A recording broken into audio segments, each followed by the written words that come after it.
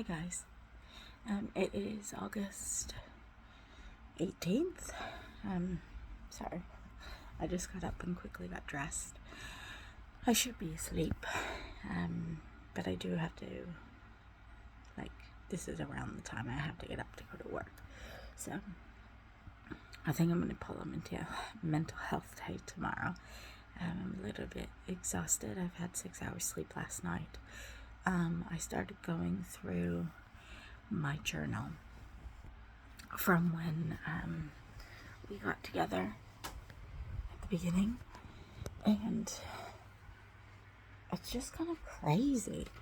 There are so many red flags.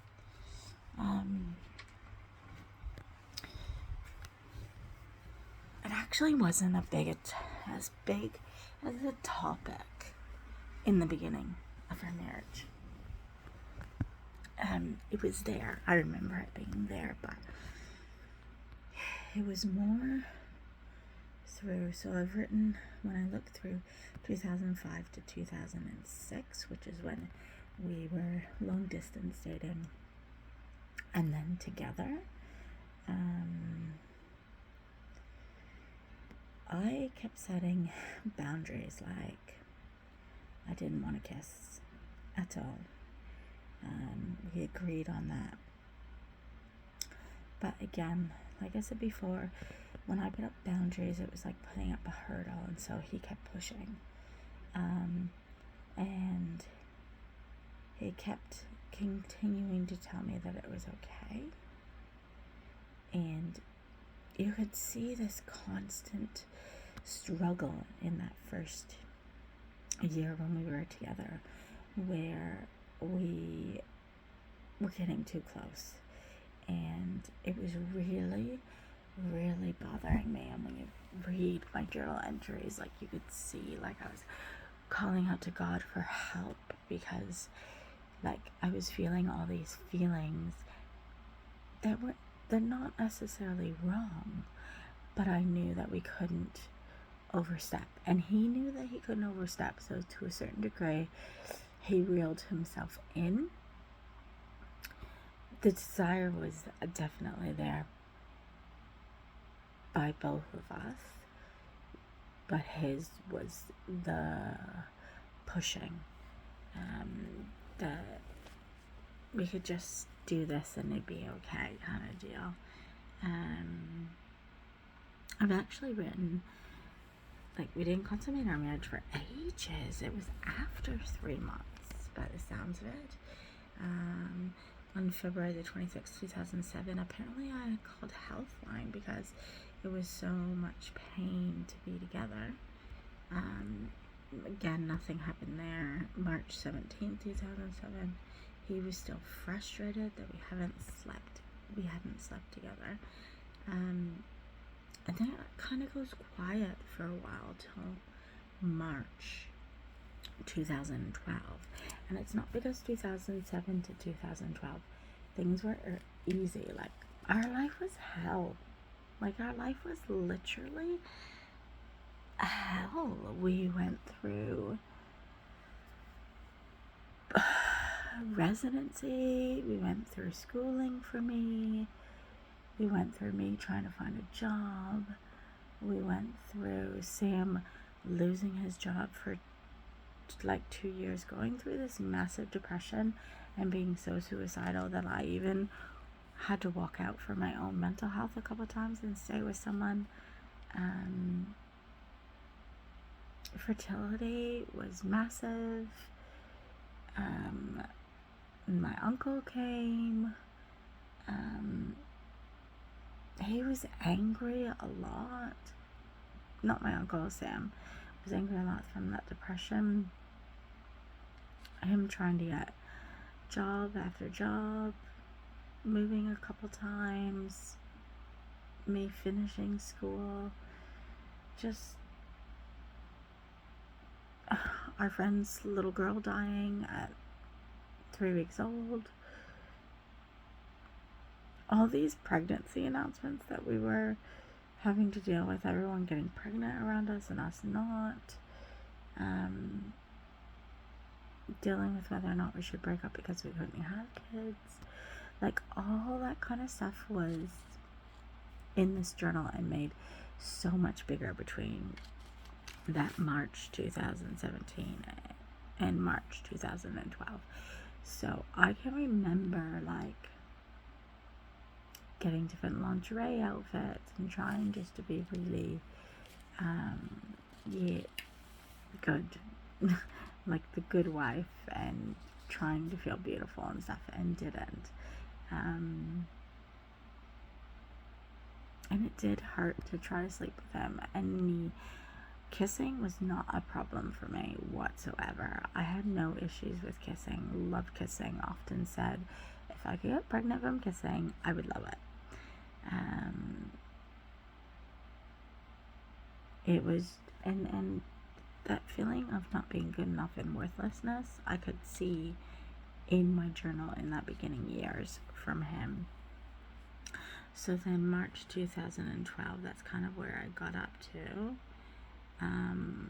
I actually wrote that there was, in my journal, from my journal, hiccup with sex, push to try new stuff I'm not really ready for.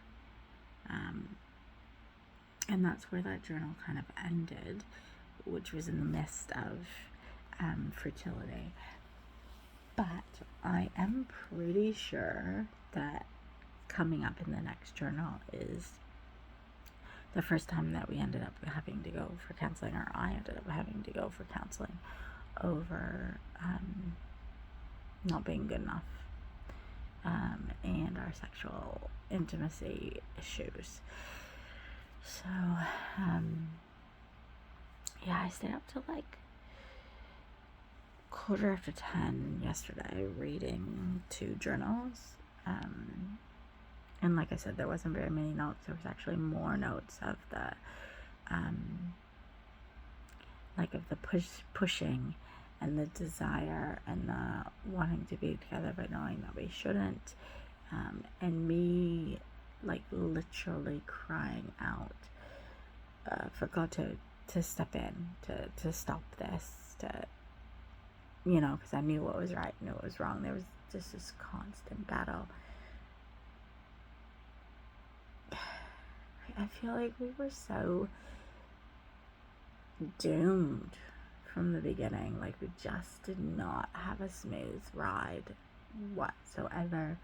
A couple times in there, I kept saying how near the end of that 2012, how he started coming to bed with me again. So that just, every so often you got this glimpse of what it was actually like, apart from all the other shit that was going on. And that was a lot of shit to handle in just 6 years. Or 5.5 years, like that. Yeah. Anyways, I need to try to finish getting ready for work. I'm going to try to take a mental health day tomorrow and go through the rest of my journals, and get more of a timeline for her. I did end up getting that wellness checklist, and I did end up getting an outline of what's going to happen with the ACC. So I will talk to you guys about those. Maybe tomorrow, if I go through my journal and find more stuff, I will. And I will try to give another update. But it's kind of like I just can't stop thinking about it and trying to process it. Like, I still don't feel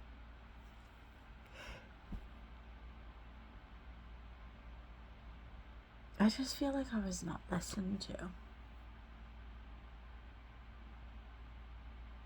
from day dot.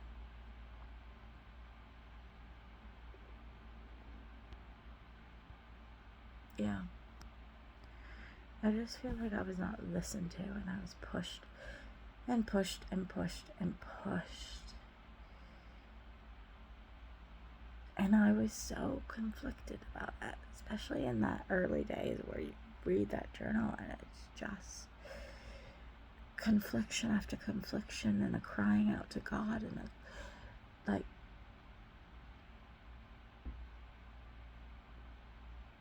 I wish I could have talked about it, but I couldn't. I'm not sure why. I mean, I do know why, because I don't know. I just got weird concepts in my head that sex and church and people just don't mix.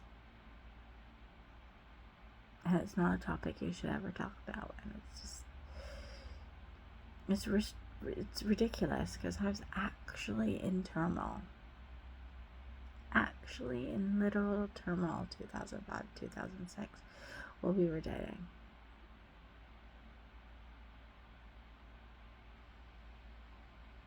And I couldn't do anything about it. Because the desire was there. It was consensual for both of us. We did not sleep together.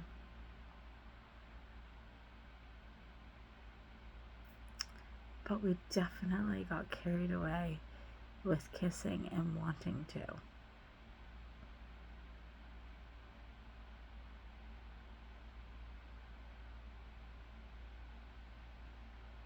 And I mean, I'm glad we had a short. Like, I have no idea how we were able to sleep in the same bed and not have it happen. Multiple times. But, you know, I thought we respected each other enough, and that's why it didn't happen. Or maybe he was scared. I don't know. But from that time, that wedding night, when he said, "Why did I wait for you?" Not on the wedding night, but who knows when, because I haven't even documented it. That's how, like, awful it was. I haven't even documented that we actually had been together. I only ever documented that we hadn't, or that it was painful. I didn't even document that first time. Maybe because he told me that he didn't know why he waited. I didn't document us having a shower together on our wedding night and me being in tears because I didn't want to be in the shower with him naked. I wasn't ready for that.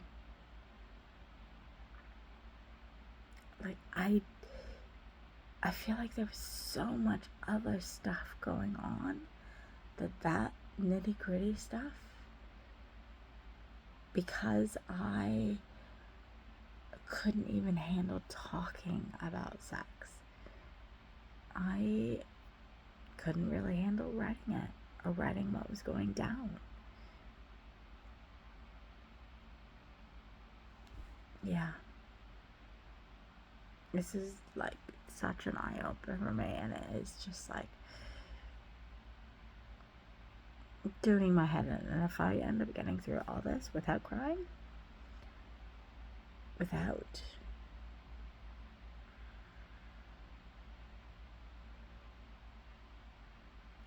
with the psychologist and the counselor, and like, just that numbness I can feel is washing over me again.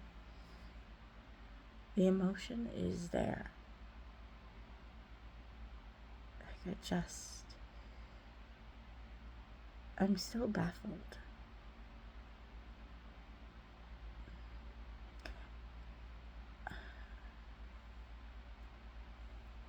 And somebody said to me the other day don't have excuses for him, but I think maybe part of me be in denial. Like, I know what happened, but I don't feel like he's to blame. Does that even make sense? I don't even know. Anyways, I need to go to work, but yeah, I'm gonna tell my team leader that I'm gonna have the day off tomorrow, because I want to get these journals over and done with. Rip that band-aid off, get that stuff done.